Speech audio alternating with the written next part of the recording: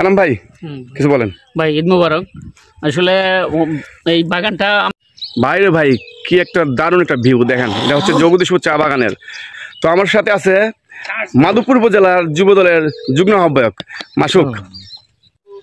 আচ্ছা মাসুক, এই যে বিকেলবেলা আসলাম জগদীশপুর চা বাগানের সুন্দর একটা ভিউয়ে, কেমন লাগতেছে এই জায়গায় এসে?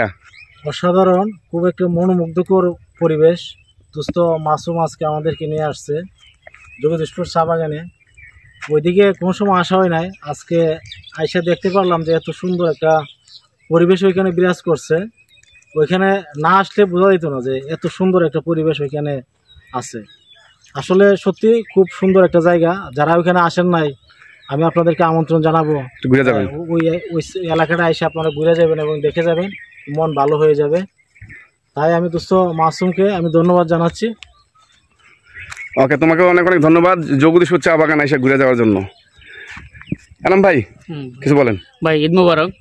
আসলে এই বাগানটা আমাদের অপরিচিতই ছিল এতদিন। মাসুমের আমন্ত্রণে এইখানে আইসা অনেক মানে মজা পাইতেছি। এখানে না আসলে বুঝতে পারতাম না যে আমাদের আশেপাশে বাগানগুলো এত সুন্দর, এত ভিউটা এত সুন্দর।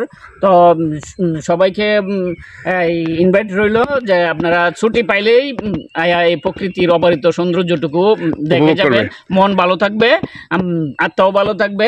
আল্লাহ হাফেজ, সবার সুস্থ। অনেক অনেক ধন্যবাদ ভাই আপনাকে।